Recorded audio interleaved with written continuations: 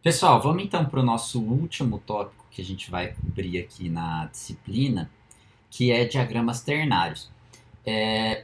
Esse tópico, ele é uma complementação aí uma continuação aí do conteúdo de binários, né? A gente vai continuar usando as mesmas ideias e ele coloca um pouquinho mais de complexidade no sistema, mas não é nada assim de outro mundo. A base que vocês têm já dá para entender muita coisa.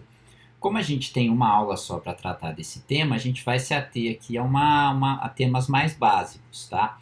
A uma visão geral. Mas só com isso já vai dar para vocês terem uma ideia muito boa. E de novo, eu queria frisar que nós, como engenheiros de materiais, a gente tem sempre as nossas ferramentas próprias. Os diagramas de fase são ferramentas aí que nós usamos e que nós entendemos melhor do que qualquer outro engenheiro. Então, a gente ficaria muito limitado em só aprender diagramas binários, tá? Diagramas ternários são tão úteis quanto, bobear até mais úteis que os diagramas binários. Então, é bem importante a gente ter uma base, pelo menos, de diagramas ternários, saber olhar para um, entender o que ele significa, para a gente exercer a nossa profissão aí da melhor forma possível. Beleza? Então, esse material aqui que eu vou passar nas próximas aulas, eu adaptei aqui do material dessa empresa, que é uma empresa de cálculos termodinâmicos. No final eu falo um pouco mais sobre esses cálculos. Vamos começar com aquela ideia, então, da regra das fases de Gibbs que a gente viu. A gente aplicou ela para os diagramas binários, né? Então, quando a gente aplicou ela para os diagramas binários, a gente falou assim, vamos colocar como variáveis V igual a 1 só temperatura, e vamos colocar os dois componentes. Então, C igual a 2, V igual a 1. A gente cai, então, nessa regra aí, que o número de graus de liberdade era 3 menos o número de fases, né? Ou vice-versa, né? Ou o número de fases é o 3 menos o número de graus de liberdade, né? Então, a gente caía em três casos aí. Se a gente escolhesse F igual a 1, ou seja, uma fase só, a gente tinha 2 graus de liberdade, que seria andar aí em qualquer direção aqui dentro desse campo. Se a gente escolhesse duas fases, a gente cai em 1 grau de liberdade, que era aquela ideia de eu tenho esse ponto aqui, mas esse ponto me representava uma composição ali, uma composição aqui. Então aqui eu tenho 1 grau de liberdade andando nessa linha aqui, eu continuo nesse campo bifásico aí. Né? Então era a ideia de duas fases, 1 grau de liberdade, e por fim, três fases, nem 1 grau de liberdade, que era o meu ponto eutético. Né? Então isso aqui era o que a gente viu para o diagrama binário, só fazendo uma revisão rápida. Para o ternário, vamos ver algumas situações. A primeira coisa que a gente pensa, então, é que se eu tenho uma temperatura, vamos manter essa ideia aí de só temperatura, vamos variar só a temperatura. Agora, meu grau aqui, meu número de componentes vira 3, né? Isso significa que para uma fase, né, então agora o meu L, meu número de graus de liberdade, ele é 4 menos F, ou seja, se eu tiver uma fase só, eu tenho 3 graus de liberdade. Né? Então, o que significa eu ter 3 graus de liberdade? Né? Como aqui a gente viu que 2 graus de liberdade era eu andar na direção X e andar na direção Y, ou seja, duas direções aqui independentes, 3 graus de liberdade significa que eu posso andar em três direções, por exemplo, X, Y, Z. Então, se eu tiver uma fase só, se eu quiser representar isso graficamente, eu vou precisar aí de uma representação tridimensional, porque o meu campo monofásico, num diagrama ternário, se eu quiser representar ele de uma forma completa, eu preciso de três dimensões. Então, o que esse diagrama aqui está tentando mostrar, e a gente vai ver muito pouco dele nessa aula, é essa representação tridimensional. Não sei se vocês conseguem ver. A ideia seria que aqui é um elemento, aqui é outro elemento, lá no fundo é o terceiro elemento. Então aqui é 100% de um elemento e 0% dos outros elementos. Essa face aqui que a gente estaria olhando, ela seria um binário. Aqui seria 100% de um outro elemento e 0% dos outros dois elementos. Então essa face que a gente está vendo aqui, ó, se vocês repararem aqui, ela é uma solução sólida completa. É aquele nosso diagrama isomorfo que a gente viu. Vocês devem estar enxergando aqui, né? Essa região aqui. Seria a região de duas fases no binário, né? Mas essa face seria um diagrama binário, seria como se aquela outra face seria um outro diagrama binário e essa outra face aqui fosse um outro diagrama binário, E o nosso diagrama ternário é, portanto, tridimensional. Se eu quiser representar todas, se eu quiser olhar para esse grau, né, para o diagrama ternário completo. Então, essa região de baixo, que percebe, eu tenho entre A e B 100% de solução sólida em uma temperatura baixa, entre B e C é outro isomorfo, olha lá. Né, olha aqui as duas curvas, a sólido e a líquidos. Aqui também, então, aqui A e B, isomorfo. Entre B e C, isomorfo. Entre C e A, isomorfo. Então, aqui seria uma solução sólida completa entre todos, tá? É um diagrama que quase nunca existe. Ele é o mais fácil da gente ver nessa visão aqui tridimensional. Então, se a gente tiver aqui embaixo, eu tenho 3 graus de liberdade. Eu tenho toda essa área aqui embaixo, né? Essa área, não, todo esse volume aqui é o meu campo da fase sólida. Eu só tenho uma fase sólida, assim como eu tinha no isomorfo. E aqui em cima dessas curvas aqui seria o meu campo líquido, né? Então, eu também tenho 3 graus de liberdade. E agora percebe que a minha região, o máximo que eu tenho aqui é 2 fases. Eu só tenho a fase sólida e a fase líquida.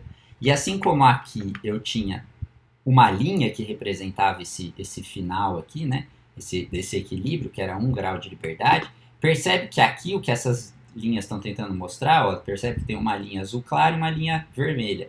Eu tenho uma superfície líquidos e por baixo eu tenho uma superfície sólida. Ou seja, a região de 2 fases, eu tenho 2 graus de liberdade, que é uma área, né? Assim como aqui uma área era o que me representava uma fase, aqui no meu ternário uma área, que é essa superfície sólidos, essa superfície líquidos, é o que me representa aí 2 fases, tá?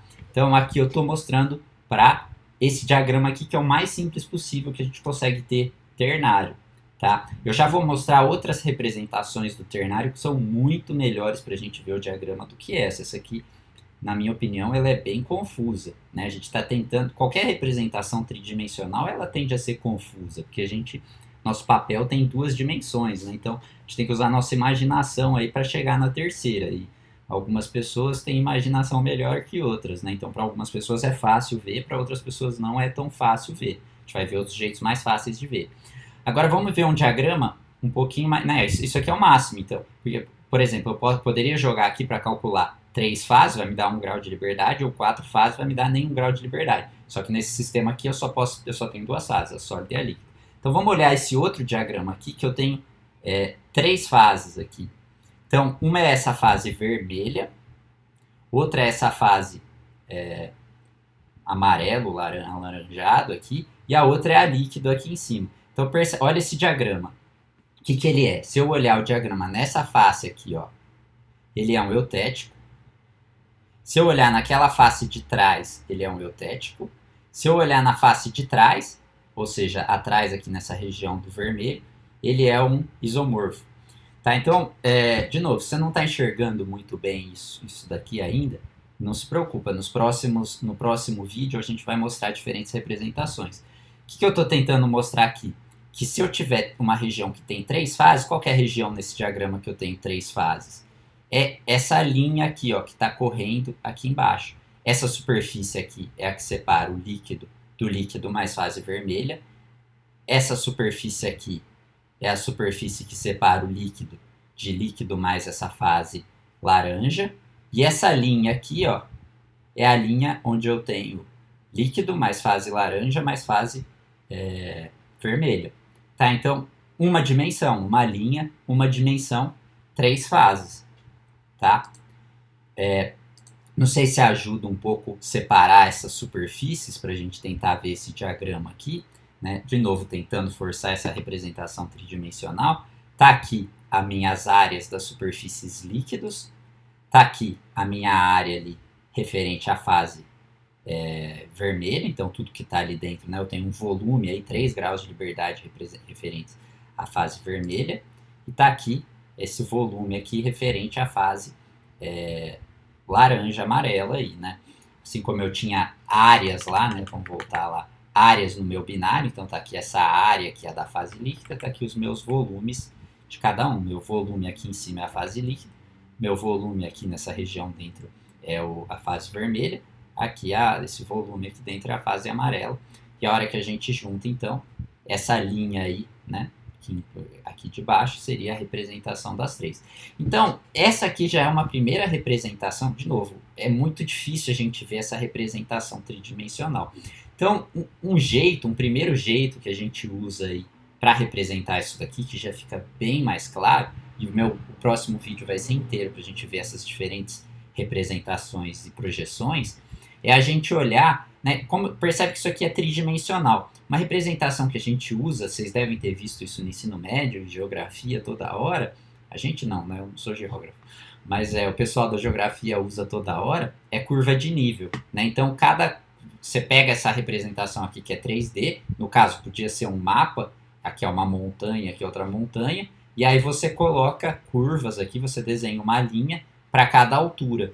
Aqui no caso a gente desenha uma linha para cada temperatura. Então percebe que isso aqui a gente consegue representar só essa superfície líquidos aqui. Mas a gente consegue ver essa linha aqui, né?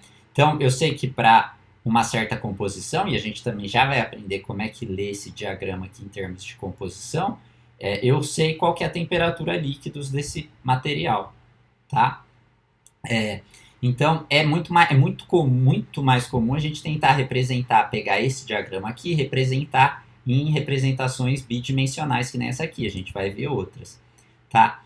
Então, a gente já viu aqui dois casos, então, né, da regra das fases de Gibbs. Se eu tenho uma fase, eu tenho 3 graus de liberdade, se eu tenho duas fases, eu tenho 2 graus de liberdade, se eu tenho 3 fases, eu tenho 1 grau de liberdade, né?